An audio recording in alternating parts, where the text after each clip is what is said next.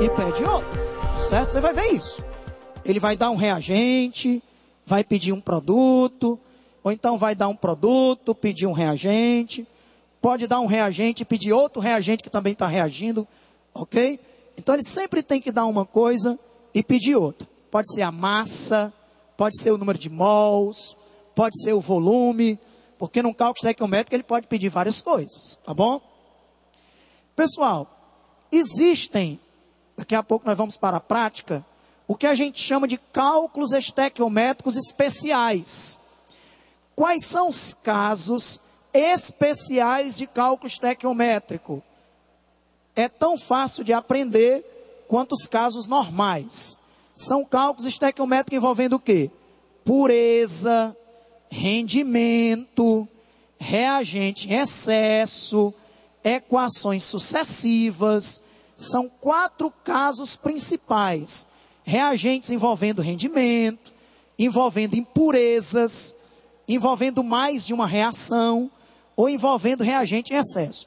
Deixa eu dar uma dica como é que a gente faz cada caso, tá bom? Qual é o primeiro caso especial que tem aí na sua apostila de cálculo estequiométrico? Cálculo estequiométrico envolvendo rendimento. O primeiro é rendimento, não é não aí? Tá certo? Pessoal, nunca um rendimento de uma reação é 100%. Geralmente o rendimento é menor do que 100%. O que é que significa isso? O rendimento não ser 100%. Que geralmente você vai obter menos produto do que o que você esperava que fosse obtido. Por quê, pessoal? O que você esperava obter X, mas na prática vai acabar obtendo daquele produto menos do que X. Porque você obteria X se o rendimento da reação fosse de 100%. Mas na prática, o rendimento nunca é de 100%. E ele vai dizer na questão de quanto é o rendimento. Se é de 80%, de 60%. Então, como é que nós vamos fazer uma questão de cálculo estequiométrico? Quando o rendimento não for de 100%. Ele coloca aí, ó. Calcule primeiro a quantidade teórica.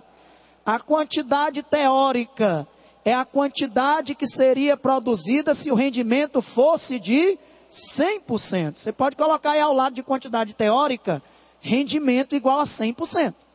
Então, calcule a quantidade que seria produzida se o rendimento fosse de 100%. Depois que você calcular a quantidade teórica, você vai calcular agora a quantidade real.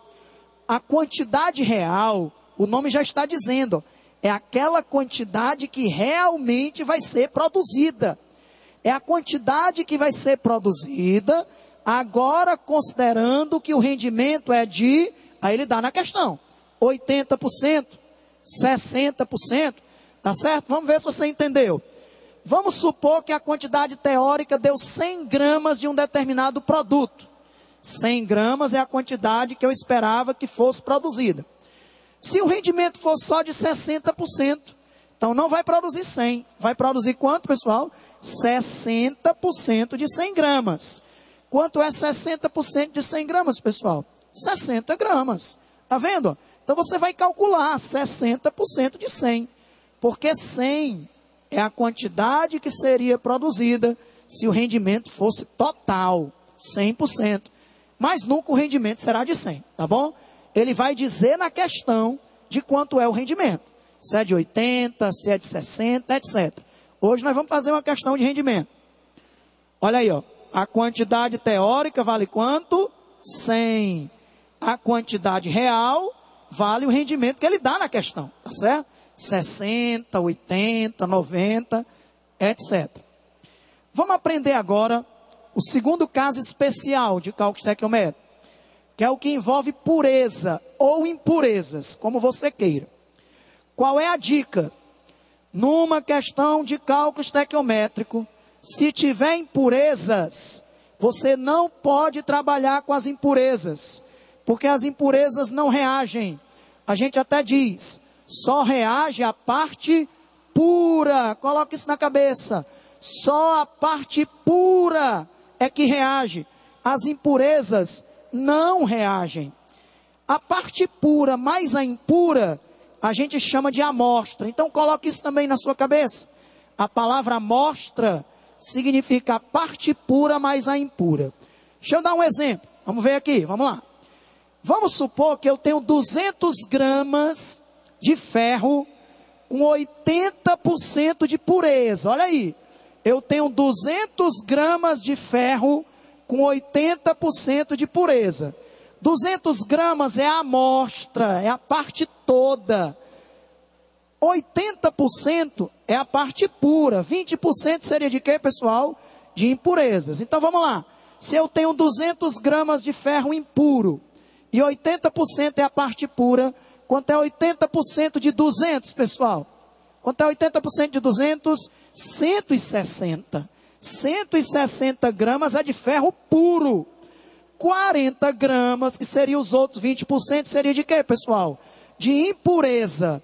Eu pergunto, na hora de resolver a questão, 160 mais 40 vai dar os 200 que a gente está trabalhando, que é a massa total. Eu pergunto, na hora de resolver a questão, você vai trabalhar com o 200, com o 160 ou com o 40?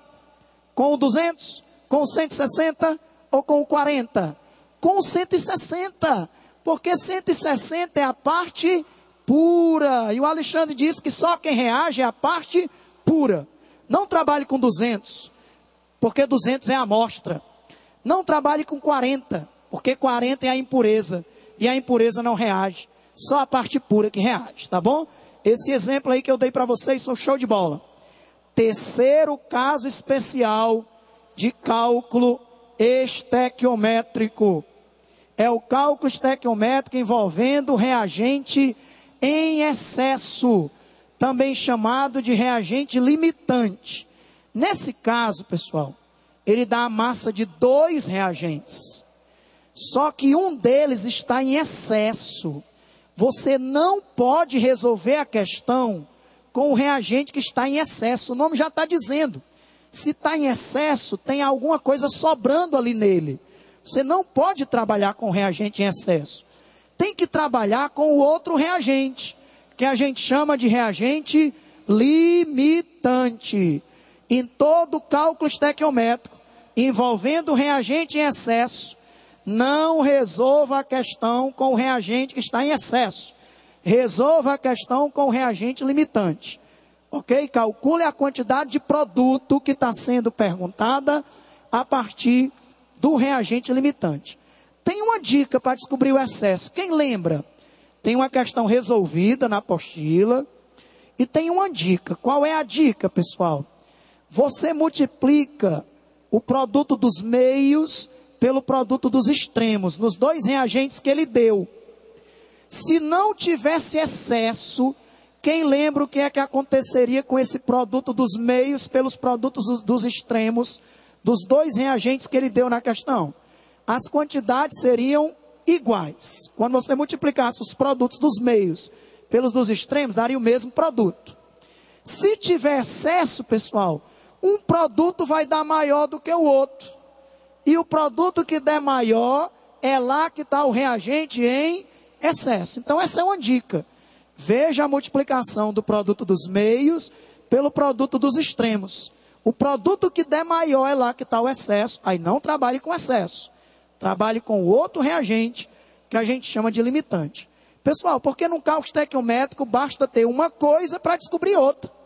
Numa questão de excesso, ele dá 2 reagentes. Mas um dos 2 está errado. O que está errado é o excesso. Você tem que trabalhar com o limitante, tá bom?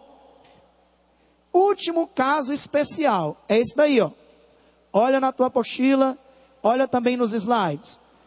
Quantas equações tem aí? 2, ó, tá vendo? A primeira e a segunda. Num cálculo estequiométrico, pessoal, a gente tem que trabalhar com uma equação só. Então, o que é que você faz quando numa questão vierem 2 ou 3 equações? Você precisa somá-las para obter uma só. E aí eu dou uma dica. Na hora de somar a substância que foi produzida na primeira e que está sendo consumida na segunda, qual é a substância que está sendo produzida na primeira e que está sendo consumida na segunda, que eu destaquei aí, pessoal? é o SO2. Tem que estar em quantidades iguais. Eles têm que estar em quantidades iguais. Nesse caso aí, ó, produziu quantos mols de SO2 na primeira? 1 mol, tá vendo? Quantos mols de SO2 consumiu na segunda? Também 1 mol. Como já está igual, eu somei. Agora deixa eu só perguntar. Vamos supor que na primeira tivesse produzindo 2 mols de SO2. E na primeira só tivesse consumindo 1 mol de SO2. Para poder somar, o que era que você tinha que fazer? Vou repetir a pergunta. Se na primeira tivesse produzindo 2 mols de SO2. E na segunda só tivesse consumindo 1 mol. O que é que eu tinha que fazer com a segunda equação antes de somá-las? Multiplicar por 2. Por que que eu teria que multiplicar a segunda por 2? Para ficar 2 SO2 na primeira e 2 SO2 na segunda. Porque as quantidades que são canceladas têm que ser o quê, pessoal? Iguais, tá certo? Então essa é uma dica. Nesse caso aí nem precisava porque já era 1 e 1, tá certo? Então tá aí as dicas, ó. Escreva a equação balanceada, multiplique as equações, ó, para igualar os coeficientes. Então, se precisar multiplicar, multiplique, porque tem que igualar. Você só pode cancelar se igualar. E depois some as equações para obter uma só. A equação que a gente obtém, ó, a gente chama de equação global. O que é mais fácil? Resolver uma questão de cálculo estequiométrico. Trabalhando com 2 equações ou só com uma que você vai obter somando as 2 que ele deu? É mais fácil trabalhar só com uma, concorda, pessoal? Então você não ia resolver a questão, ó, nem com a primeira, nem com a segunda, mas com essa de baixo, que é a soma das 2, tá certo? Tá bom? Então, é a hora de colocar em prática a segunda parte da nossa aula. Temos meia hora para resolver algumas questões. Pegue aí a primeira questão da parte de exercícios, que é a questão do Enem 2012, da habilidade 25. É um cálculo estequiométrico. Valendo aí comigo, vamos lá. No Japão, um movimento nacional para a promoção da luta contra o aquecimento global leva o slogan: uma pessoa, um dia, 1 quilo de CO2 a menos. Grife isso aí, 1 quilo de CO2. Ele quer 1 quilo de CO2 a menos. Grife isso aí. Porque quando você estiver lendo a questão, pessoal, circula um dado que ele deu. O dado que ele deu foi esse: 1 quilo de CO2. Continua. A ideia é cada pessoa reduzir em 1 quilo a quantidade de CO2 emitida todo dia. Estamos fazendo a questão 1. Por meio de pequenos gestos ecológicos, como diminuir a queima de gás de cozinha, considerando um processo de combustão completa. Grife isso aí, combustão completa. Como é que a gente faz uma combustão? Coloca a substância para reagir com oxigênio e vai produzir o que, pessoal? CO2 e água, gás carbônico e água. Então, grifa essa palavra, combustão completa, né?